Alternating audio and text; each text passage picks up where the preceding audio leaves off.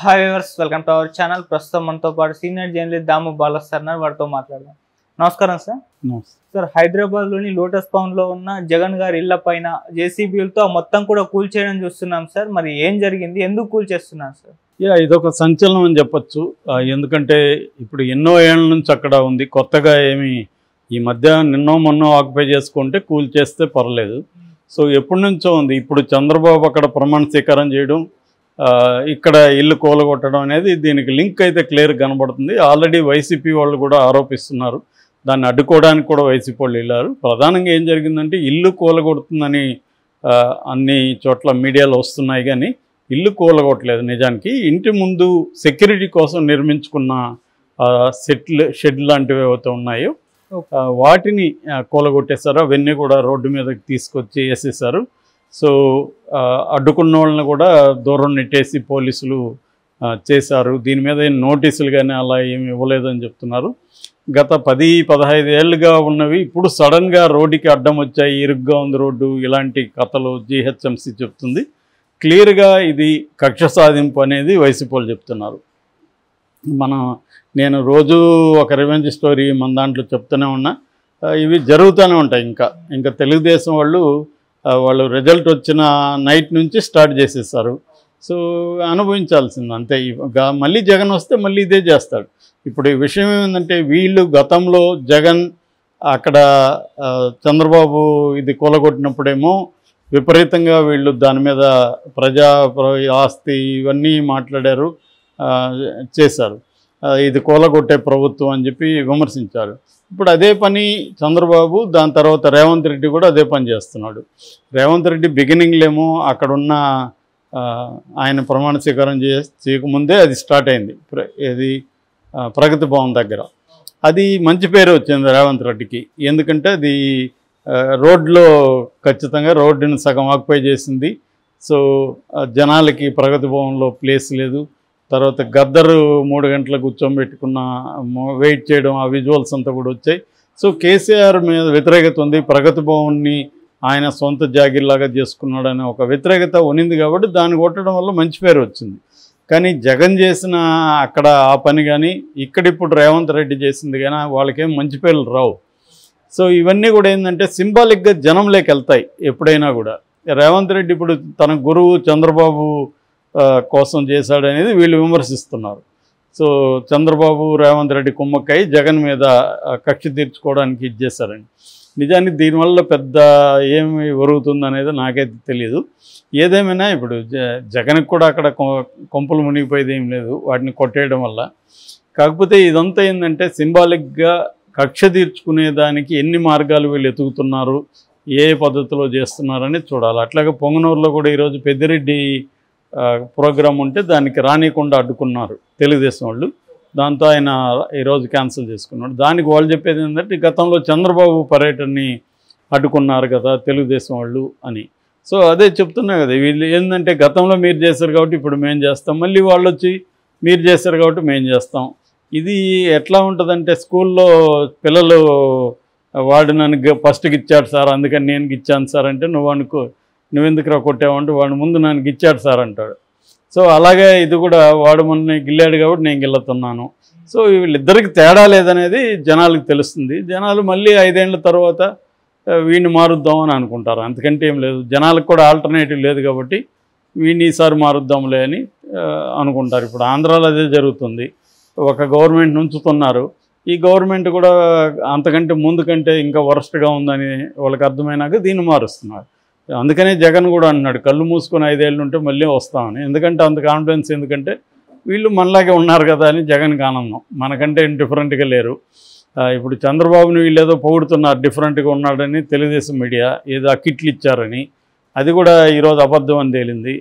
జగన్ ముఖం ఉన్న ఫోటో ఉన్న కిట్లని ఇవ్వలేదు. క్లియర్గా కిట్లు డిస్ట్రిబ్యూషన్ వీడియోస్ అంతా కూడా వచ్చాయి బయటికి. కాబట్టి ఏంటంటే ఎవరు వచ్చినా సేమ్ ఇంకా బాగా ఎఫెక్టివ్గా చేయడం ఎలా అనేది ఆలోచిస్తూ ఉన్నారు. అంటే జగన్ చేసిన దానికంటే 10 రెట్లు జగన్ మీద మేము హింస ప్రయోగిస్తాం. అది ఇల్లు కూలగొట్టడం కావచ్చు, కుంభకోణాలు చేయడం కావచ్చు, ఫిజికల్గా ఇండ్ల మీదకి దాడులు కావచ్చు, ఆ ప్రజాప్రతినిధిని వాళ్ళ నియోజకవర్గానికి రానియకుండా చేయడం కావచ్చు. ఇలాగ ఎన్ని మార్గాలు ఉంటే అన్ని మార్గాల్లో మేము కక్ష తీర్చుకుంటాం అనేది డే 1 నుంచి వీళ్ళ జగనన్న కొద్ది రోజులు ఆగాడు, కానీ వీళ్ళు ఆగట్లేదు. ఇక్కడ కూడా అదే జరుగుతుంది. ఇప్పుడు రేవంత్ రెడ్డి కూడా ఆల్రెడీ కేసీఆర్ తీసుకొచ్చిన ప్రతి దాన్ని దెబ్బ కొట్టడానికి ట్రై చేస్తున్నాడు. ఇప్పుడు గీతం ఇంతవరకు లేదని దాన్ని మార్చారు, తర్వాత టీఎస్ని టీజీ చేశారు, తర్వాత రాజముద్రని మార్చారు, అదేదో తెచ్చారని దాన్ని అదేంటి మన కాకతీయ సింబల్ అని. వాళ్ళ మనవడికేమో ఇతను రుద్రమన ఏదో అట్లాంటి రుద్రందేవ అట్లాంటి పేరు పెట్టాడు, మళ్ళీ కాకతీయ పేరు పెట్టాడు. ఎవరు? ఇదే రేవంత్ రెడ్డి. వాళ్ళ ఇంట్లో వాళ్ళు రే అని ఏదో పేరు పెడితే ఇతను అది పెట్టాడు. అంటే మనవడికేమో కాకతీయ రాజుల పేరు పెడతాడు, ముద్రలేమో అది రాజరిక పాలన చిహ్నం అంటాడు. సో ఇలాగా ఇదంతా ఏంటంటే ప్రజాధనం వృధా. మీరు వచ్చినప్పుడంతా మారుస్తూ ఉంటే ఇది ఎక్కడి నుంచి వస్తుంది? ఇదంతా ట్యాక్స్ పేయర్స్ మనీనే కదా. మీకు పరిపాలించమని ఇస్తే ట్యాక్స్ పేయర్స్ మనీ వేస్ట్ చేసే కార్యక్రమం మీరేం చేస్తున్నారు?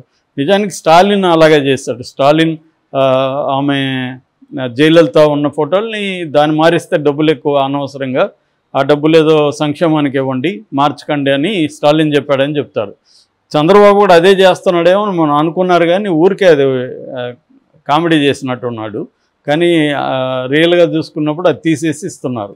సో ఇదంతా కూడా ఏమవుతుందంటే రెడ్డొచ్చు మొదలలాగా వేరే వాడు వచ్చినప్పుడు మళ్ళీ కక్ష పెట్టుకొని అప్పుడు పేర్లు మార్చడం, అప్పుడు వ్యవహారాలు మార్చడం, దీనికంతా బోలో డబ్బు తగలేయాలి. ఇప్పుడు నేమ్ ప్లేట్లు మార్చడం దగ్గర నుంచి ప్రతిదీ టీఎస్ నుంచి టీజీ మారాలి, దానికంతా బోలో డబ్బులు అవుతుంది. అట్లాగే ఈ సింబల్స్ మార్చడం, ఇవి ఎక్కడెక్కడ ఉన్నాయో మళ్ళీ అవన్నీ మారాలి కదా.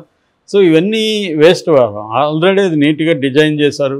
ఒకవేళ దాంట్లో ఆయన దాన్ని డిజైన్ చేసిన ఏలే లక్ష్మణ్ కూడా మంచి పోస్ట్ పెట్టాడు, ఇది మేము ఎంతో కృషి చేసాం, ఒకవేళ మీకు అమరవీరులు చేర్చాలంటే దాంట్లో చేర్చండి, అంతేగాని దాన్ని ఎందుకు తీసేయాలనేది కూడా లక్ష్మణ్ చెప్పాడు దాంట్లో.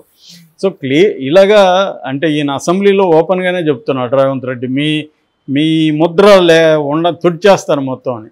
అట్లా తుడిచిపోదు. కేసీఆర్ చేసిన గ్యారంటీగా కేసీఆర్ తీసుకొచ్చిన పాజిటివ్ ఆస్పెక్ట్స్ తెలంగాణ ఉద్యమంలో ఉన్నాయి. అసలు తెలంగాణ రావడానికి నిజంగా కేసీఆర్ లేకపోతే తెలంగాణ వచ్చేదా?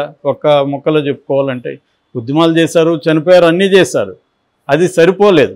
ఎందుకంటే 69లో కూడా చేశారు. కేసీఆర్ లాబింగ్ అనేది చాలా ఇంపార్టెంట్గా పనిచేసింది, అది కీ ఫ్యాక్టర్. మిగతా అన్నీ ఉన్నా కూడా అందుకని కేసీఆర్కి తెలంగాణలో ఆ ఇమేజ్ వచ్చింది.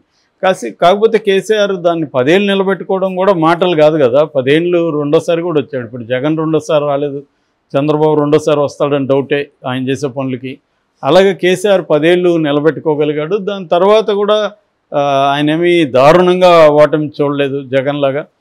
39 సీట్స్ వచ్చాయి, తర్వాత జస్ట్ 1.8% తేడా కాంగ్రెస్కి వీళ్ళకంతే.